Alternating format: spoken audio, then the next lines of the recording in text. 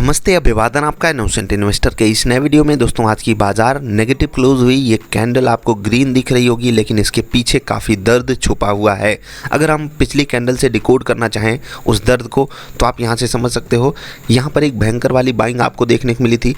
आज बाजार जो यहाँ पर क्लोजिंग हुई थी उसके मुकाबले एक गैप डाउन करती है, जो कि होता है काफ़ी भयंकर, लगभग 300 पॉइंट्स का।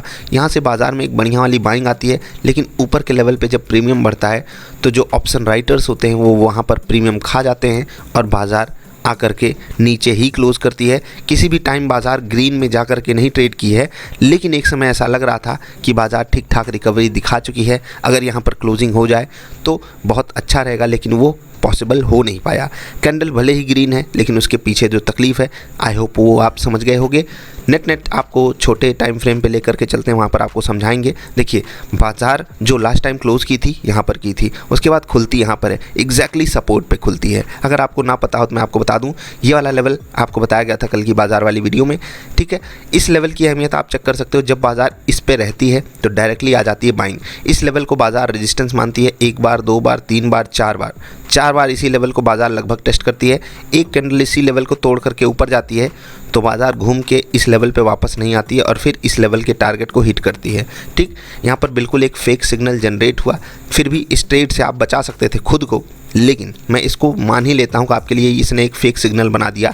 लेकिन उससे पहले बाज़ार ने कितना अच्छा सिग्नल आपके लिए बनाया, एक, उसके बाद दो सिग्नल अच्छा बनाया, उसके बाद एक फेक सिग्नल बनाया। उसके बाद देखिए, इस लेवल की अहमियत को आप यहाँ से चेक कीजिए। बाज़ार यहाँ पर आती है, देखिए समय बिताती है, ऊपर जाती है, सिग्नल फेक हो जाता है, स्टॉप लॉस हिट होगा, ऑफ कोर्स सी बात है। लेकिन एक बार बाज़ार इसी लेवल को तोड़ करके नीचे आती है तो क्या होता है आप देख लीजिए।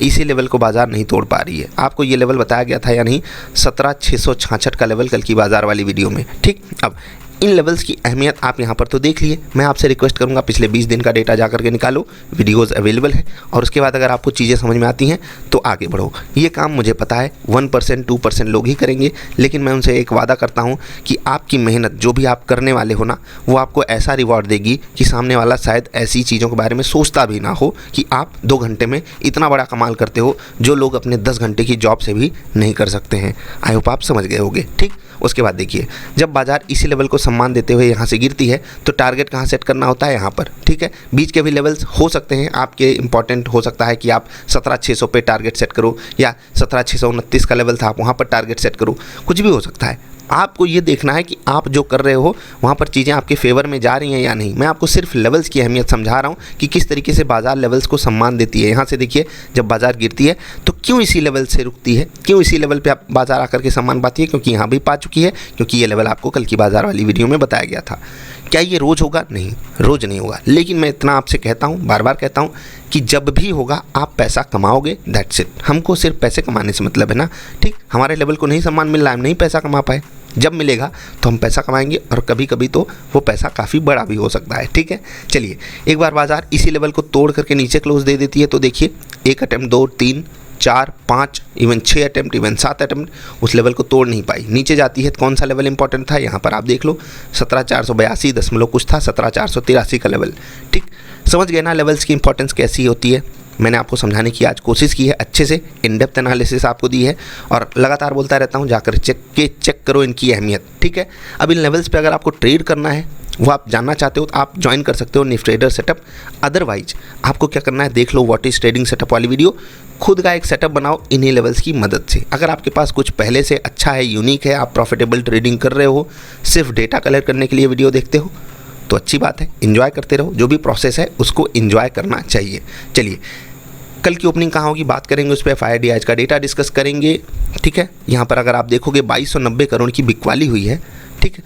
2290 करोड़ की बिकवाली हुई है FIIs के द्वारा, और DIIs ने 951 करोड़ की खरीदारी की है, ठीक। अभी ये डेटा 1 सितंबर का है। इससे पहले वाले दिन जब आप जाकर के देखोगे FIIs ने वहाँ पर कमाल किया था, DIIs ने अलग ही लेवल का कमाल किया था, लेकिन आज DIIs ने बाइंग की और FIIs ने सेलिंग की। ये सब चीज़ें होती रहेंगी, हम कुछ इसमें कर भी नहीं सकते। कभी शॉर्ट कवरिंग होगी, कभी लॉन्ग अनवाइंडिंग होगी। हमको क्या करना है, हमको फोकस करना है अपने ट्रेडिंग सेटअप पे, सिर्फ और सिर्फ उस पर। हमको संकेत मिलते रहेंगे, कभी नेगेटिव कभी पॉजिटिव, लेकिन हमारा सेटअप हमें धोखा नहीं देता है, ये तो आपने देख लिया। चलिए, इंट्राडे स्टॉक्स की बात करेंगे। उससे पहले एक बहुत ही इंपॉर्टेंट कमेंट जो कि कल की वीडियो में आया था, और इस कमेंट की अहमियत मैं आपको समझाऊंगा अभी जब आप देखोगे इसका एक्सप्लेनेशन। देखिए कमेंट क्या है, bad luck, why did I book loss on Tuesday, मैंने ट्यूसडे को लॉस क्यों बुक किया। अब ये लॉस की बात क्या हो रही है, देखिए बाज़ार ऊपर जा रही थी यानी कि पॉजिटिव साइड जा रही थी, प्लस जा रही थी मार्केट। अब इनके पास पुट रहा होगा या सेल साइड की पोजीशन, जिसको आप शॉर्ट सेलिंग बोल सकते हो, इन्होंने शॉर्ट पोजीशन बनाई थी, चाहे ये पुट खरीद के बनाए हों, चाहे फ्यूचर शॉर्ट किए हों या स्टॉक्स बेच दिए हों, कुछ भी, इन्होंने लॉस बुक कर लिया। यानी कि इनका एंगल ये था कि बाज़ार गिरेगी और बाज़ार ऊपर जा रही थी, तो इन्होंने सोचा यार अब ऊपर जा रही है, निकल जाते हैं, क्योंकि हो सकता है कितना ऊपर चली जाए किसी को नहीं पता। ठीक, इन्होंने एग्जिट कर लिया। अगले दिन मार्केट 300 पॉइंट नीचे खुलती है। भाई साहब, मतलब सोचिए किसी बंदे की पोजीशन हो और मार्केट 300 पॉइंट नीचे खुल जाए तो उसकी लॉटरी लग गई ना, लॉटरी लग गई। एक पॉइंट पे 50 रुपये का मूव आता है अगर आपके पास फ्यूचर्स की पोजीशन है तो, और ऐसे ही निफ्टी का लॉट साइज 50 का है, समझ रहे हैं ना। तो इस बंदे की लॉटरी लग सकती थी और इन्होंने इसीलिए कहा कि मेरा बैड लक था कि मैंने ट्यूसडे को लॉस क्यों बुक किया, क्योंकि वेंसडे छुट्टी थी और थर्सडे एक्सपायरी का दिन था और मार्केट 300 पॉइंट नीचे खुली है, लॉटरी लग सकती थी ना बंदे की। और इनको उसी चीज़ का पछतावा हो रहा है कि यार मैंने ये गलती कर दी थी। और फिर उसके नीचे जो कमेंट आया नवजोत जी का, चैतन्य सैनी जी ने ये बोला और उसके बाद नवजोत जी ने बात बोली, बहुत इंपॉर्टेंट बात है और उसको दिल भी मिला हुआ है इसी कारण, because it was the right thing to do at that time, trust yourself, do better next time. मुझे ट्रस्ट योर सेल्फ को एग्जैजरेट नहीं करना है, डू बेटर नेक्स्ट टाइम को भी नहीं करना है, मुझे इसको आगे बढ़ाना है। और ये चीज़ मैं आपसे बार बार कहना चाहूँगा, because it was the right thing to do at that time. उस वक्त आपके लिए जो बेस्ट पॉसिबल चीज़ थी वो आप यही कर सकते थे। ये बात क्यों मैंने बोली, बहुत ध्यान से सुनिएगा। हम आप सबके पास एक अभी समझ है, मान लीजिए कि आज है एक्स तारीख और आज हमारे पास कोई समझ है, उसी समझ के हिसाब से हम अगर कोई भी डिसीजन लेते हैं, XYZ कोई भी डिसीजन हमने लिया, उसी समझ के हिसाब से लिया ना, हमको पता है कि जो बेस्ट पॉसिबल चीज़ होगी। कभी अगर हम अपने आप से प्रेम करते हैं, सब प्रेम भेंट खुद को देते हैं, हम चुनाव ही करते हैं ना पूरी ज़िंदगी भर, हम मतलब इवन कपड़े पहनने तक भी हम चुनाव ही करते हैं और हम हमेशा यही कोशिश करते हैं कि अपने आप को हम बेस्ट ही दें। कभी किसी ने ये सोचा कि चलो अपना ही नुकसान कर लेते हैं, छत से कूद जाते हैं, या इससे ही कभी कभी मतलब वो फील होता है ना कि यार हम कुछ गलत भी कर रहे हैं, हमको लगता है नहीं यार इसमें कुछ तो अपना भला हो ही रहा है ना, तभी तो हम करते हैं। एक्चुअली यही होता है, हम सब स्वार्थी लोग हैं और यही हम करते हैं। वो हमारे लिए बेस्ट पॉसिबल समझ के हिसाब से ही होता है। और यही चीज़ यहाँ पर इन्होंने कही है, यही चीज़ मैं आपको भी समझाना चाहता हूँ कि किसी भी चीज़ का पछतावा नहीं होना चाहिए, उसकी जिम्मेदारी ज़रूर आपको लेनी चाहिए। ठीक है, पछतावा इन द सेंस क्या, चलिए एक स्टॉक है और इसको आप रियल लाइफ में भी मान लो कि कोई एक बंदा था, मान लो X बंदा था, अब उसके साथ आप अब नहीं हो, ठीक, तो अभी आपको ये फील हो सकता है किस एंगल से कि वो आपके साथ अब नहीं है, उसे काफ़ी दुख है, काफ़ी कष्ट हो रहा है, तो भी आप बुरा फील करोगे ना कि यार मैं उसका साथ क्यों छोड़ा, वो अब काफ़ी तकलीफ़ में है। दूसरा पॉइंट मान लो वो काफ़ी खुश है, तो भी आपको पछतावा होगा कि यार मैंने उसका साथ क्यों छोड़ा, वो इतना खुश है और मेरे बगैर इतना खुश है, उसे मेरे साथ इतना खुश होना चाहिए था। तो पछतावा तो होने ही वाला है, कुछ भी करो आप, कल से बेटर आज हो, तो कल वाले डिसीजन पे आपको आज पछतावा होगा ही होगा, होगा ही होगा, होगा ही होगा। लेकिन आपको अपनी जिम्मेदारी लेनी आनी चाहिए।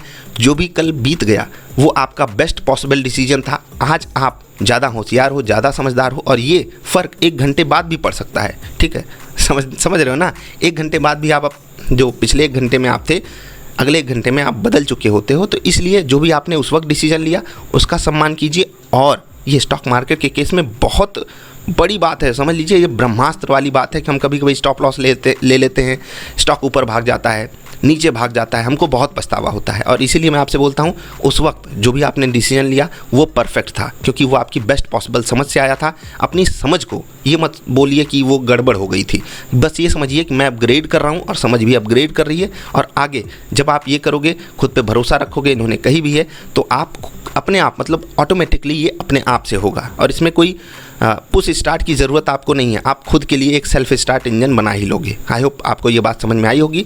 तो चलिए अब इंट्राडे स्टॉक्स नोट कीजिए।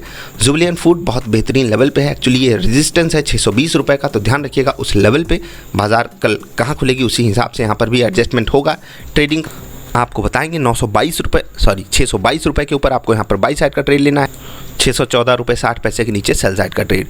कोल इंडिया में इधर साइड आप ट्रेड ले सकते हो 200, ठीक है, कोई दिक्कत नहीं है। 222 रुपये 60 पैसे का लेवल थोड़ा सा ध्यान रखना, अगर उसके भी नीचे ये स्टॉक फिसल जाता है तो मतलब अवॉइड करना, क्योंकि वहाँ पर एक सपोर्ट जोन एक्चुअली अवेलेबल है 220 से 222 रुपये तक। तो मतलब वहाँ पर एक सपोर्ट है, तो वहाँ तक अगर टारगेट मिल जाए तो बहुत अच्छी बात है। ठीक है, एक हो गया जुबिलियंट फूड, दूसरा हो गया कोल इंडिया। एक स्टॉक है केसी इंटरनेशनल, ये इंट्राडे स्टॉक नहीं है लेकिन बहुत बेहतरीन इसने सेटअप बनाया हुआ है। क्या ये आगे भागने के लिए तैयार है? आपको इस पर नज़र रखनी है। इंट्राडे स्टॉक नहीं है। अगला इंट्राडे स्टॉक है अपना वरुण बेवरेजेस लिमिटेड। बढ़िया लेवल पे आकर के खड़ा है। काफ़ी बातें मैं इसकी करता रहता हूँ और करनी भी चाहिए ऐसे एक कमाल की स्टॉक की। तो कल के लिए इंट्राडे स्टॉक भी रहेगा। थोड़ा सा लिक्विडिटी का इशू आता है, अगर आता है तो आप अवॉइड कर लीजिएगा। ग्रेसिम और टाटा मोटर डीवीआर ये रहेंगे आपके लिए 2 एक्स्ट्रा स्टॉक्स। आप चाहो तो उन पे नज़र रख सकते हो। कुछ लोग 2 ही स्टॉक में ट्रेड करते हैं तो अच्छी बात है। ठीक है, बाकी स्टॉक्स आपको बता दिए गए हैं। अब बात कर लेते हैं निफ्टी और बैंक निफ्टी के लेवल्स की, और उससे भी पहले 1 मिनट देख लेते हैं कि ग्लोबल मार्केट का क्या हाल चाल है। Hello global market. ठीक है, यहाँ नैस्डैक 265, 11 550, ये किसी एक इम्पॉर्टेंट लेवल पे है, ज़रा चेक कीजिएगा जिनको भी पता करना है। खैर 2.25% नीचे है नैस्डैक। आज अपनी बाज़ार एक 2.25% नीचे थी। फ्यूचर से सारा भी उसी तरफ दे रहे थे। इसी कारण एसजीएक्स निफ्टी उतना नहीं गिरी जितना मतलब इस गिरावट से हम सब सोच सकते थे। लगभग 30-35 पॉइंट नीचे है। मैंने आपको उस दिन भी बोला था कि बाज़ार इतना भयंकर गिर सकती है। अभी ये ऐसा पॉइंट है ना, मेक और ब्रेक लेवल पे हम खड़े हैं एक्चुअली नैस्डैक में, इवन डाउ में भी। बाकी अपनी सिंगापुर वाली निफ्टी के पास 17,200 एक बड़ा लेवल है एज अ सपोर्ट। बाकी 17,000 के आसपास तो DII की शायद बाइंग भी शुरू हो जाए, तो नीचे सपोर्ट अवेलेबल है। मेरे हिसाब से बाय ऑन डिप्स की मार्केट अभी जब तक बाजार 17,000 को तोड़ नहीं देती तब तक तो है। आपने देखा ना आज किस तरीके से बाइंग आ रही थी, इसलिए इससे पिछले वाले ट्रेडिंग सेशन में किस तरीके की बाइंग आ रही थी। मतलब बायर्स एकदम परेशान है बाइंग करने के लिए, उन्हें मिलना चाहिए। बाकी अगर आप देखिए 17,534 ट्रेड कर रही है ना यहाँ पर निफ्टी, और यहाँ पर जो क्लोजिंग है 563, और ये फ्यूचर्स का रेट है मैं जो दिखाता हूँ। तो फ्यूचर्स का प्रीमियम आज क्लोजिंग के दौरान थोड़ा सा बढ़ गया था, लेकिन ये जो रियल डेटा हमारे सामने है उसमें तो कमी आ रही है। ठीक है, 30-35 पॉइंट का नीचे खुलना कुछ बड़ी बात नहीं है। हाँ, खुलने के बाद आपको इंपॉर्टेंट सपोर्ट लेवल्स पे फोकस करना है। अगर वो टूटते हैं तो बाजार में थोड़ा सा अलर्ट मूड में रहिए।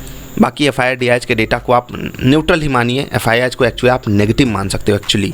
ठीक है, क्योंकि वो यहाँ पर अपना रंग हो सकता है बदल दें। ठीक, देखते हैं क्या होता है। आज थी एक्सपायरी, तो कई लोग हीरो और जीरो बने होंगे, तो जो भी हीरो बने हैं उनको शुभकामनाएं। आई होप आप अपने लॉजिक से हीरो बने होंगे। चलिए अब नोट कीजिए इंपॉर्टेंट लेवल्स। विदा लेने का समय है। उससे पहले आपसे एक बात ज़रूर कहना चाहेंगे कि कल जो बाज़ार नेगेटिव खुल रही है, चीज़ें काफ़ी अगेंस्ट और आपके फेवर में जा सकती हैं। तो कल थोड़ा सा अलर्ट रहिएगा, क्योंकि थैंक गॉड इट्स फ्राइडे, शुक्र है, शुक्रवार है। तो ध्यान रखिएगा, फ्राइडे फियर फैक्टर भी हावी हो सकता है। मैं आपको सिर्फ एक अलर्ट वार्निंग दे रहा हूँ। बाकी जो 2 दिन की पिछली कहानी बनी है उससे तो आप मतलब इस बात से इत्तेफाक नहीं रख रहे होगे, क्योंकि आपको लग रहा होगा सर आप ये क्या बोल रहे हो। 2 दिन से आप देख रहे हैं बायर्स क्या कमाल कर रहे हैं, बाज़ार गैप डाउन करती है, वो भयंकर वाली बाइंग करके दिखाते हैं, सेलर्स को एकदम बैकफुट पे ढकेल देते हैं, सेलर्स एकदम परेशान हो जाते हैं। ठीक है, बाकी इंपॉर्टेंट लेवल्स आपके सामने लिखे हैं। आई होप आपको सारे लेवल्स क्लियरली समझ में आ रहे होंगे। 522, 461 है, 387, 333, 529, 661, 208, 71, 791, ये 38,791 है। ठीक है, ये थोड़ा सा दूर का लेवल है और इम्पॉर्टेंट भी। ठीक, बाकी जो भी होगा देखेंगे कल बाजार कैसे ट्रेड करती है। विदा ले रहे हैं आपसे। वीडियो पसंद आए तो लाइक कर देना। जल्दी मिलेंगे ढेर सारी अच्छी वाली वीडियोज़ में। अभी के लिए इतना ही। नमस्कार।